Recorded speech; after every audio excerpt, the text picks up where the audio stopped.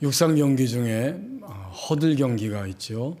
남성들은 110m이지만 여성들은 100m의 허들 경기가 있는데 출발선에서 13m부터 약 83.8cm의 10개의 허들 장애물이 놓여 있고 그것을 하나하나 넘어서 10개를 넘어서면 마지막 결승선까지 10.5m를 전력을 다해 달리게 됩니다. 세계에서 가장 현재 빠른 100m 허들 경기의 여자 선수가 누구인가 봤더니 아프리카의 토비 아무산이라고 하는 선수입니다. 22년에 세계 육상 선수권 대회에서 그 100m 허들 경기 그것을 12.6초로 통과하며 신기록을 세웠습니다. 이렇게 빠른 속도로 10개의 장애물을 단숨에 넘어서면서 결승점에 도달한 그 장면을 볼 때 여러분은 어떤 생각이 드십니까? 나도 우리도 오늘 나의 삶 속에서 그 어떤 장애물이 있다고 할지라도 이렇게 순식간에 12.6초 아니 단 1분 안이라도 다 통과해버리면 얼마나 좋을까? 혹시 이런 생각을 해보셨습니까? 저는 어제 말씀을 준비하면서 그런 생각이 들었습니다. 내 내면에 깊숙하게 자리 잡고 있는 장애물, 나를 둘러싸고 있는 오늘의 모든 장애물, 이것을 이렇게 빠르게 통과할 수만 있다면 얼마나 좋겠는가, 이런 생각을 해보았습니다. 하나님이 주신 오늘 1절, 2절 말씀 58편을 보십시오. 이 본문의 말씀은 장애물을 뛰어넘는 그야말로 악이라고 하는 악인이 행하는 악이면서 동시에 악인 자체인 악인을 넘어서는 통과하는 그러면서 부르는 노래를 우리에게 보여주고 있습니다. 1절, 2절에 보면 사람은 누구나 자신에게 주어진 위치, 지위가 있게 되고 그 위치와 지위 속에서 끊임없이 악을 행하고 계속해서 악을 향해 달려가는 악인이 있습니다. 반면에 그 누군가는 하나님을 의식함으로 양심의 찔림을 받고 그래서 양심을 거절하지 않고 거부하지 않고 악을 행하려는 그 발걸음을 멈칫 하다가 마침내는 망설이기도 하지만 주님을 향해 돌이키려고 하는 사람들도 있습니다. 그래서 이 본문 시편 58편의 말씀은 악을 행하는 악인들에 의해서 고통과 억압과 신음 속에 살고 있는 사람들이 등장합니다. 다시 말하면 이 시편 58편에는 통치자로 명명되고 있는 통치자들이 있고 그 밑에서 인자들로 명명되고 있는 1절 하반절 말씀에 억압과 고통과 또 어쩔 수 없이 견디면서 자신의 시대를 살아가고 있는 두 종류의 사람이 등장하고 있습니다. 주전 2세기 말경에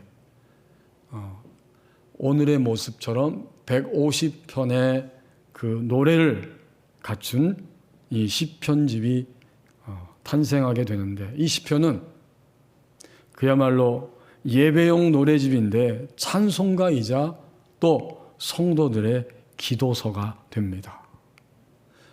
이 시편 58편 오늘 본문 말씀도 표제에 있는 대로 다윗의 시이고 다윗의 믹담시라고 이야기합니다. 믹담, 이 말은 철필로 일일이 글자 하나하나를 기념기둥에 새겨두었다, 이런 뜻이에요.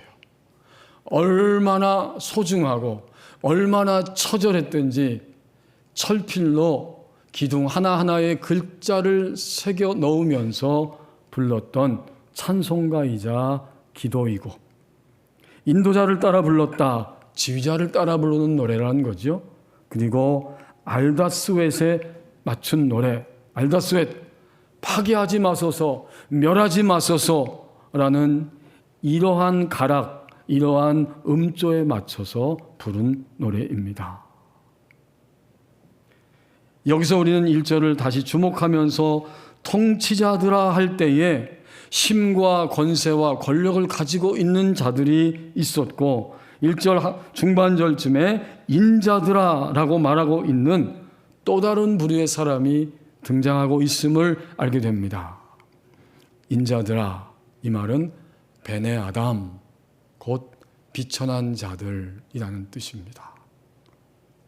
그리고 1절은 이 인자들아, 비천한 자들아 이렇게 쓰여져 있는데 이거는 비천한 자들을, 인자들을 이렇게 번역이 돼야 훨씬 더 정확하고 자연스럽습니다. 그러면 1절을 다시 읽어보겠습니다. 통치자들아 너희가 정의를 말해야 하거늘 어찌 잠잠하냐. 인자들을, 비천한 자들을 너희가 올바르게 판단해야 하거늘 어찌 잠잠하냐. 이제 더 뜻이 분명해집니다. 지금 통치자들과 비천하고 힘이 없는 낮은 자들 사이에 어떤 일이 벌어지고 있느냐. 불공정, 비상식, 폭력적이라고 하는 악이 흘러넘치고 있음을 알 수 있습니다. 그리고 2절은 통치자들의 행동은 속이 문제라고 말합니다. 2절에 아직도 너희가 중심이 바뀌지 않기 때문에 악을 행하게 되고 그 악은 어떻게 행해집니까? 손은 악을 행하는 도구가 됩니다. 아직도 너희가 중심이 바뀌지 않아서 악을 행하고 있는데 너희의 손으로 폭력을 달아주는 도다. 중심과 손이 함께해서 폭력이 난무하는 이런 현상이 벌어지고 있습니다. 악은 오늘 본문 말씀에 의하면 결국 악이라고 하는 것은 관계성 안에서 일어나는 사건들입니다. 나는 누군가와 관계성 안에서 더 많은 부분을 가지고 있는 통치자들일 수 있습니다. 통치자적 위치에 내가 있을 수 있는 거죠. 반대로 나와 관계된 내가 알고 있는 나와 얼굴을 맞대고 만나는 사람들 가운데에는 나보다 더 많은 지식과 물질과 다른 자원들을 가지고 나와 만날 때 그때 나는 그들은 통치자이지만 나는 인자들, 비천한 자들이 되어집니다. 이렇게 관계성 안에서 악이 무엇인지를 깨닫게 됩니다. 우리는 좀 더 명확하게 그러면 악이 구체적으로 무엇이냐 하는 것을 1절 말씀을 통해서 알 수 있게 됩니다. 악은 통치자의 위치에 서 있는 사람이 인자, 비천함의 위치에 서 있는 사람을 붙들어주지 못하고 이끌어주지 못함, 붙들어주지 않고 이끌어주지 않음이 바로 악입니다. 이 붙들어줌과 이끌어줌은 생명을 살려내는 일이죠. 어떤 생명이든지 태어나면 24시간 내내 부모의 붙들어줌이 필수적입니다. 처음에는 무조건 붙들어줘야 돼요. 갓난아이는. 이게 필수적이에요. 하지만 우리의 사랑하는 아들과 딸이 이제 태어난 다음 시간이 지나면서 유아기가 되고 아동기가 되기 시작하면 단지 붙들어줌이 아니라 이제는 그들의 삶과 습관과 방향을 이끌어 주어야만 합니다. 결국 악은 이런 것입니다.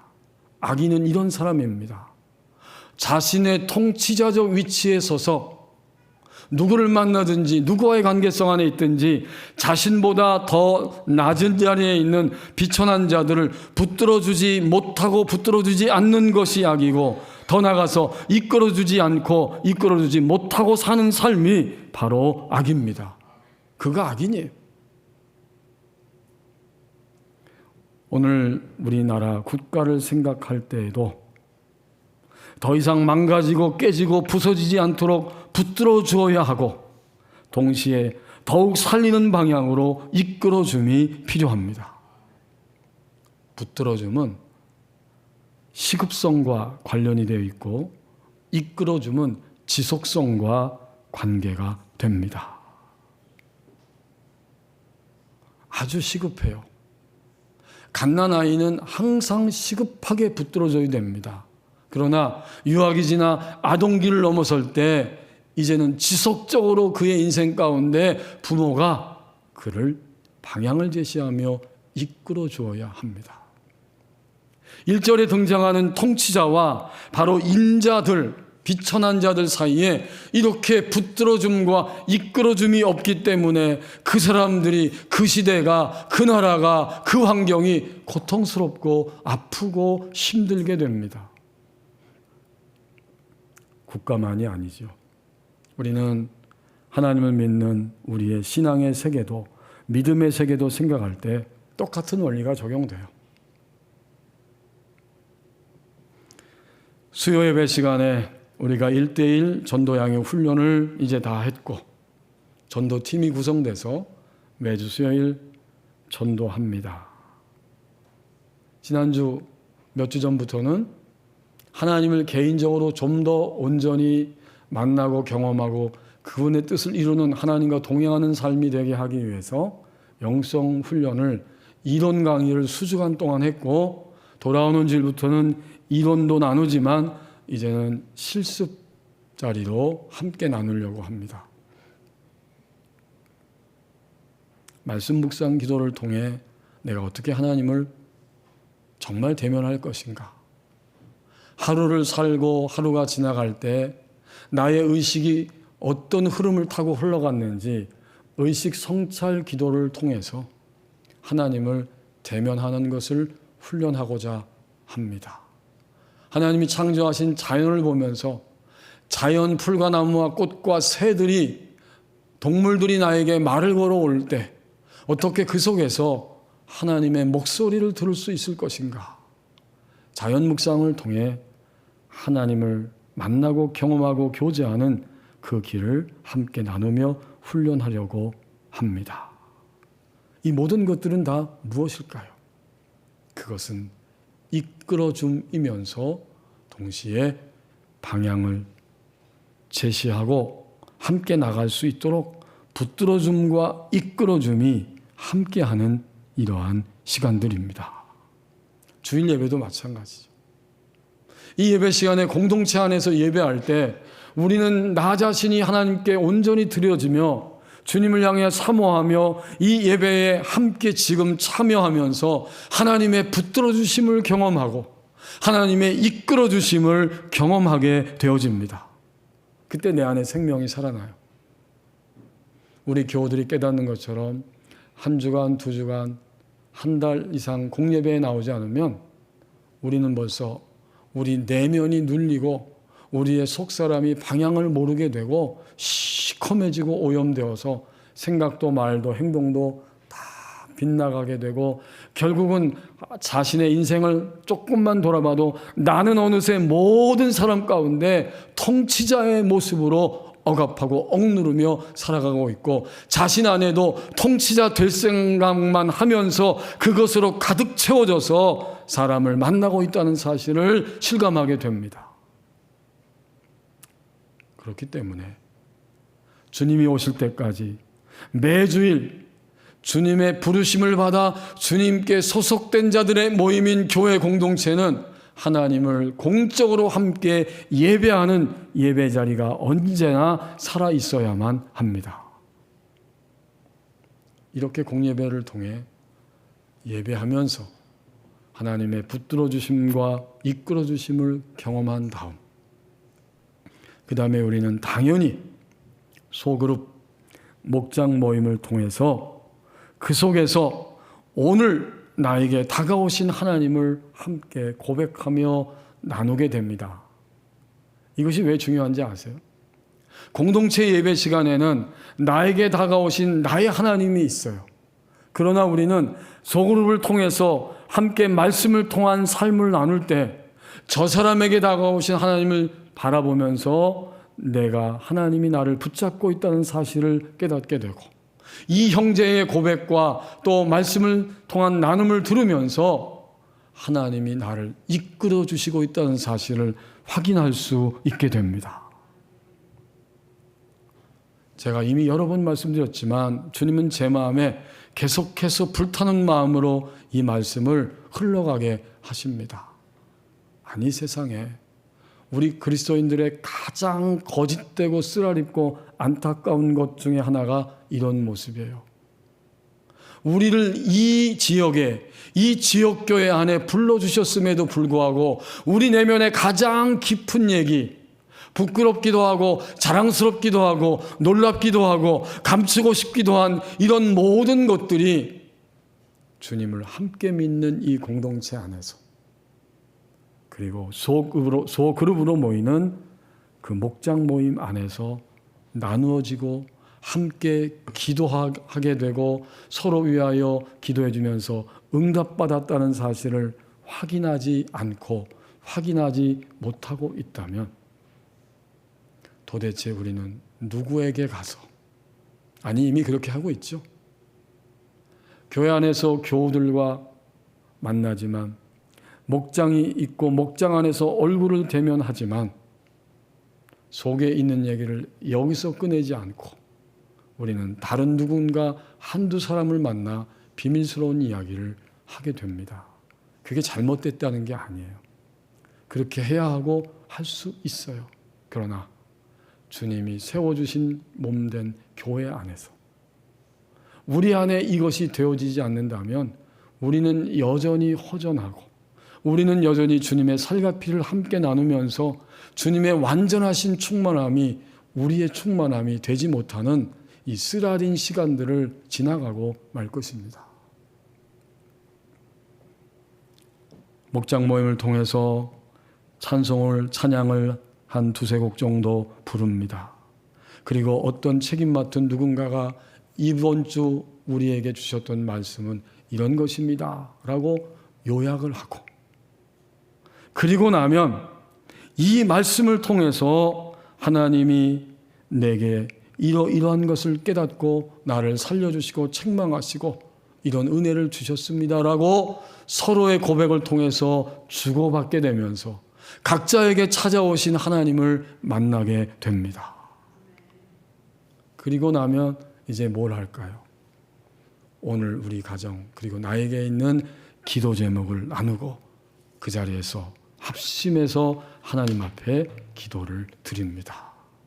그 다음 목장 시간이 지나면 다시 만났을 때 하나님이 나의 기도에 어떻게 응답하셨는지 그것을 또다시 고백하면서 우리는 마침내 그 목장 모임을 통해 나를 붙들어주고 상대방을 붙들어주고 나를 이끌어주고 저분을 붙들어주면서 하나님이 역사하시고 임재하시는, 이끌어주시는 그 놀라운 현장을 함께 참여하고 목도하게 되는 것입니다.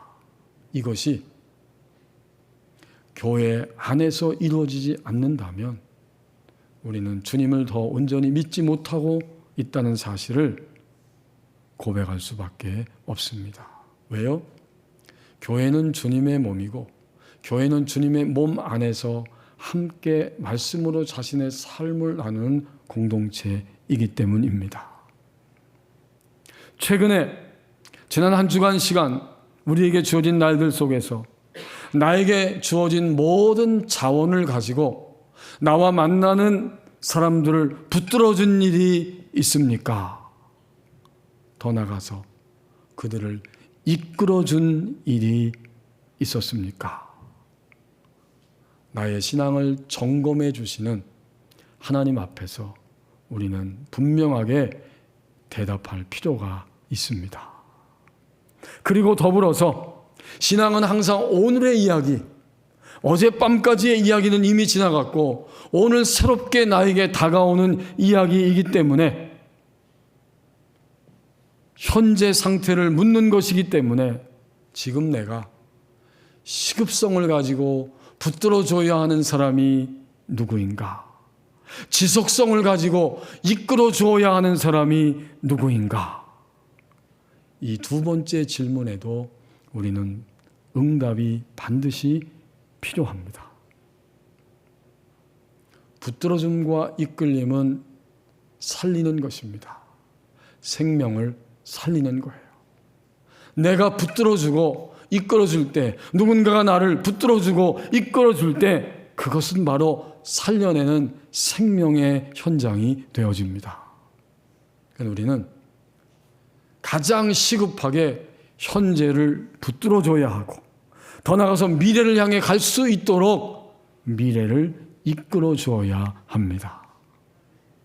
이제 1절, 2절 말씀을 통해서 우리는 자신을 더 분명하게 바라보고 우리 모두가 다 깨닫기를 원합니다. 어쩌면, 아니 분명히 지금도 대한민국의 이 지구촌의 수많은 교회들과 우리 법원리 교회 안에서 나 자신이, 우리 법원리교회 모든 교우들이 우리들 가운데에는 여전히 붙들어줌이 또 이끌어줌이 없는, 생명을 살려내지 못하는 악이 있습니다. 그리고 그 악이 있다면 안타깝지만 우리는 다 악인입니다. 여전히 붙들어줌과 이끌어줌이 없는, 생명을 살려내지 못하는 악이 있습니다. 지구촌교회 원로이신 이동원 목사님이 나이가 들면서 노년항해를 준비하라 라는 책에서 어떻게 노년을 준비해야 할지를 말하는 중에 빈둥우리 증후군이 있는데, 그 빈둥우리 증후군을 이렇게 적응해야 된다라면서 자신의 이야기를 고백하는 글을 읽어보았습니다. 중년 후기가 되면 점점 우리는 자식들이 떠나가게 되고 노년을 향해 가게 되는데, 그때 가정에는 달랑 보편적으로 부부만 남게 됩니다. 그동안 우리는 너무 부부 중심으로 살지 못하고 자식 중심으로만 살아왔는데, 갑자기 자식들이 훌쩍 떠나버리니까 남편과 아내가 적응이 안 되는 겁니다. 서로 얼굴만 쳐다보면서 이 시간을 어떻게 보낼까. 그래서 오죽하면 하루에 밥 3끼를 꼬박꼬박 먹는 남편에 대한 이야기가 회자되고 있습니까? 하루에 3식이가 되면 큰일 나는 거예요. 아내한테 3끼를 다 차려달라고 하면 큰일 난다는 거죠. 이런 이야기들이 이미 회자되고 있습니다. 자, 그런 당황함 속에서 우리는 빈둥우리 증후군을 경험하게 되는데, 이동원 목사님이 이런 이야기를 해요. 최근에 자신은 항상 핸드폰을 만지작거릴 때 거기에 이미 자기의 손자 사진이 붙어 있다는 겁니다. 늘 주야로 손자를 보면서 묵상하고 지내는데, 아내가 그 모습을 발견하고 당장에 말하더랍니다. 이 사진 내려요, 여보. 그 말 듣자마자 그 사진을 내려놨다는 거예요. 아내의 말이, 예쁜 손자도 중요해. 나도 그 손자가 너무 소중해. 하지만 당신과 내가, 우리가 더 중요하지. 라고 말했다는 것입니다. 이것이 바로 빈둥우리 증후군에 적응해가는 하나의 과정이다 라고 말합니다. 우리는 오늘 본문 말씀과 관련해서 또 한 가지 사실을 이 이동원 목사님의 고백을 통해서 깨닫게 됩니다. 아내와 남편 사이에 무엇이 있습니까? 붙들어줌과 이끌어줌이 있습니다. 노년 항해를 준비하는 것은 바로 이런 것입니다. 점점 더 서로 붙들어주고 시급하게, 그리고 점점 더 방향을 함께 제시하면서 이끌어줌이 아내와 남편 사이에 있어야 합니다. 그때 아내와 남편은 서로에게 더 이상 통치자가 아니고, 때로는 통치자로, 때로는 인자로, 낮아진 자, 비천한 자로 서로의 역할과 존재를 함께하면서 마지막 항해까지 달려갈 수 있게 될 것입니다. 가정도, 교회도, 주의 몸된 교회 그 어떤 모임도, 나라도, 국가도 붙들어줌과 이끌어줌이 없다면 그 공동체는 바로 악이고 거기에 있는 사람은 전부 다 악인이 되어집니다. 이제 3절과 4절 말씀입니다. 이러한 악과 악을 붙잡고 행하는 악인들이 득세하고 있을 때 괴로워서 그 철필로 가슴에 그리고 기둥에 이 글을 새길 만큼 고통스러운 다윗은 이 악을 어떻게 하였을까? 오늘 3절, 4절, 2절, 4절에서 3절, 4절 말씀에서 지금 하나님의 사랑을 인식하면 지금부터 악을 털어버리고 이김의 길로 나아갑니다. 이것을 3절과 4절에서 분명하게 이야기해 주고 있습니다. 먼저 통치자들이 어떤 자들인가를 생생하게 보여주죠. 악인은 모태에서부터 멀어졌으며 나면서부터 곁길로 나갔다. 거짓말을 말하는도다. 두 번 반복하고 있습니다. 어머니 모태에서부터 태어나면서부터 곁길로 나갔다는 거예요. 그들은 결코 사람을 억압하고 질식시키고 짓누르고 죽음의 현실로 가게 하는 통치자의 위치에만 서 있는 사람들이기 때문에 항상 그들은 악인인데 근원을 보았더니 태어날 때부터 모태에서부터 그렇게 태어났다는 거예요. 이 굉장히 강조하고 있는 표현이죠. 이제 4절에 보면 그들이 뿜어내는 모든 말, 행위 자체, 그들의 현상 자체를 뱀과 같고 특별히 독이 있는 뱀, 독사의 뱀과 같다. 아주 독하지요. 그들의 독은 뱀의 독과 같으며 더 나아가서 술사들이 뱀을 좀 이렇게 진정시키고 조정해 보려고 하지만 술사들에게도 통하지 않습니다. 귀를 막은 귀머거리 독사 같으니. 이게 악인의 모습이에요. 우리가 경험의 언어를 말하면서 이렇게 표현하고 있죠. 종종 사람은 쉽게 바뀌지 않는다. 이것과 일맥상통하는 말입니다. 독사, 귀를 막고 있어요. 결코 바뀌지 않습니다. 태어날 때부터, 모태에서부터 이것은 한마디로 뿌리 깊은 인간의 죄악성을 이렇게 표현해주고 있습니다. 뿌리 깊은 인간의 죄의 영향력입니다. 그러면 이렇게 한탄하고 괴로워하고 힘들어하고 고통스러워하면서 이 악을 행하는 악인들 앞에서 그런 모양새를 가지고 인생을 살 수는 없지요. 오늘 하나님의 사람 다윗은 하나님의 사랑을 인식하면서 마침내 악을 털어버리고 악을 이기는 이김의 길로 나가고 있습니다. 하나님의 사랑을 인식하면 바로 그 순간부터 점차로 내 안에서 악을 털어버리는 힘이 입혀지게 되고 마침내 그것을 이기는 자리까지 나갈 수 있게 됩니다. 자, 그럼 다윗이 어떻게 했다는 것입니까? 그는 하나님의 사랑을 인식하면서 간구의 기도를 드리게 됩니다. 오늘 하나님이 1절에서 4절 말씀을 주셨는데요.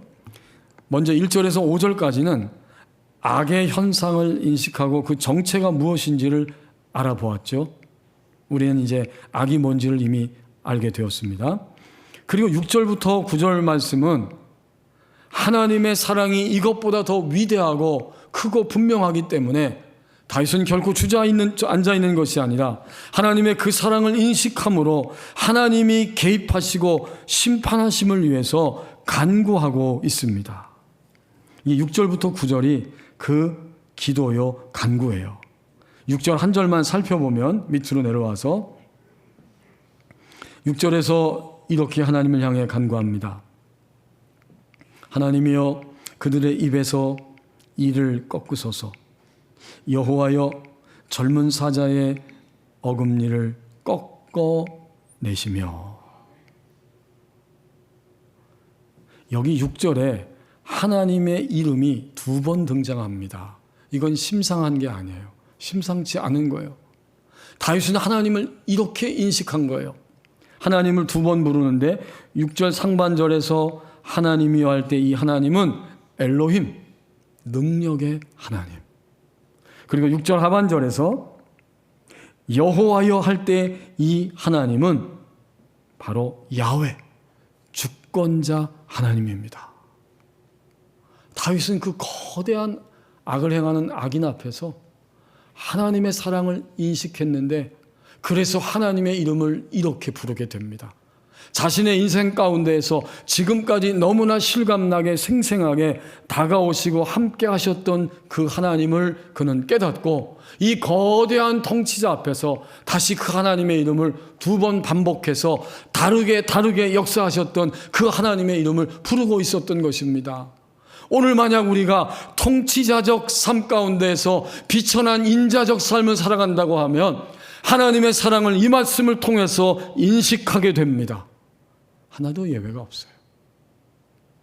우리의 어리석음 때문에 눌려있든지 우리의 거짓됨 때문에 눌려있든지 정말 환경적인 어려움 가운데 고민하고 있을지라도 하나님의 사랑은 무엇인가 보았더니 하나님은 능력의 하나님.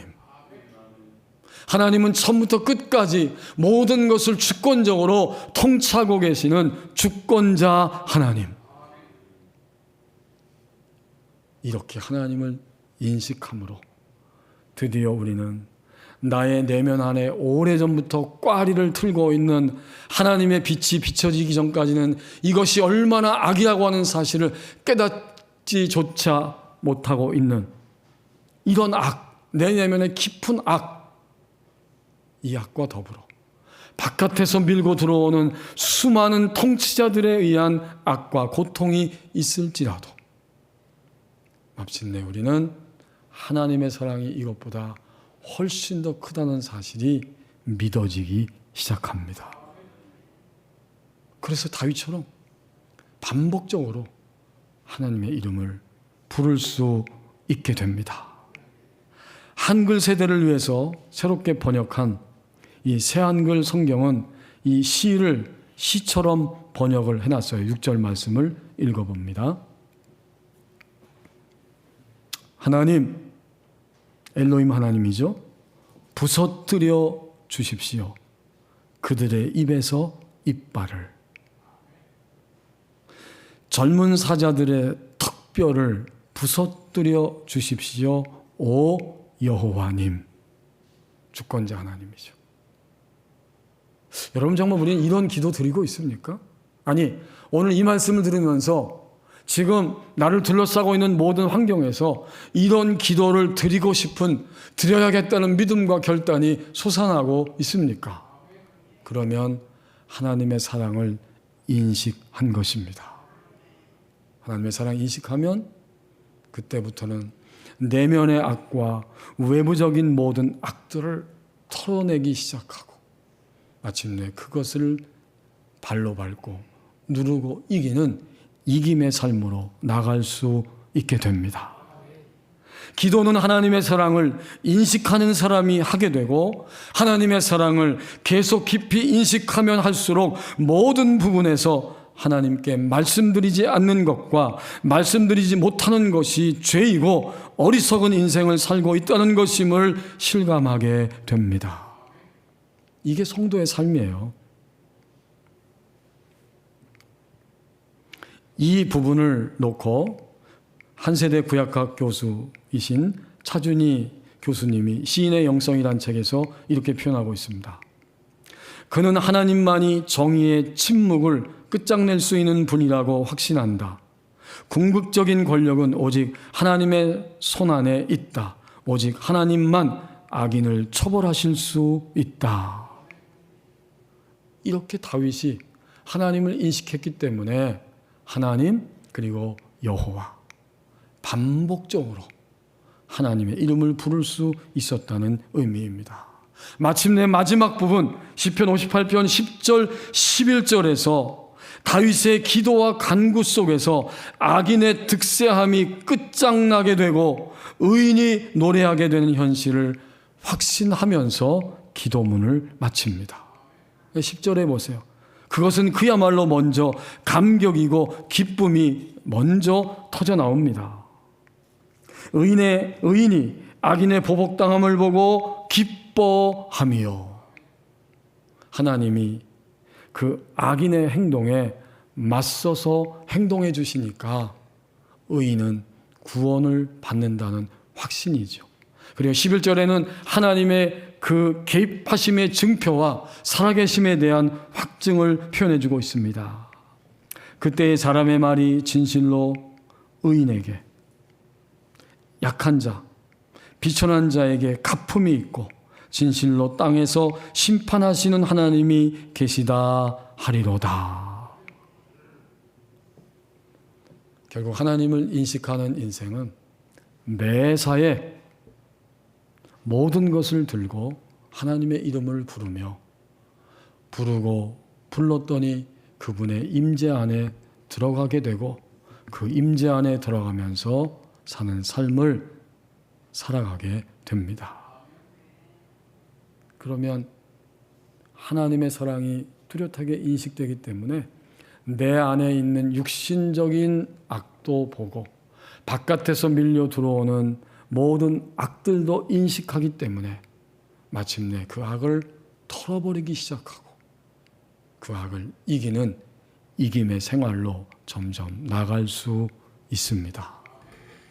지금은 샘물결 플러스라고 하는 한국교회 성도들과 또 신학생들을 위해서 아주 좋은 양서들을 끊임없이 펴내는 출판사의 대표가 되셨지만 이 김요한 대표, 이 목사님은 7년 동안 군목 생활을 했고 2000년 11월 중순에 우리가 살고 있는 이 지역이에요. 여기에 김대중 정부 시절에 그 북한과 함께 점점 사이가 가까워지면서 개성공단을 조성하기 위해서 문산하고 개성 간의 도로를 확 착공하고 있었던 때입니다. 그때 부흥의 초청을 받아서 이 목사님이 갔습니다. 1군단 공병 여단이 도로가 지나가는 자리에 매설된 이 지뢰를 제거하는 임무를 수행하고 있었고 그 1군단장 그분이 장군인데 제2장군이라고 표현을 했어요. 이분의 신앙은 그저 주일 예배만 참여하는 신앙이었대요. 근데 부흥회 기간 부흥회를 하는데 그래도 어쨌든 장군이니까 대표자니까 새벽 기도에 나오기 시작했습니다.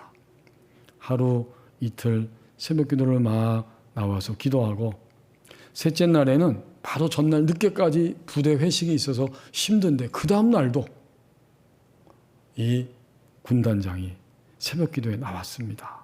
그리고 막 기도하는데 이 장군의 마음 가운데 갑자기 지금 새벽 기도 마치자마자 아침 일찍 지대 작업, 제거 작업하고 있는 병사들이 있는 그 도로 현장에 가봐야겠다는 마음이 속에서 막 올라오더랍니다. 그래서 뛰어나가서 그 현장을 갔더니 거기에 아직 간부들은 보이지 않고 병사들 여러 명이 작업을 하고 있었습니다. 그때가 11월 중순이기 때문에 몹시 날씨가 추웠다 그래요.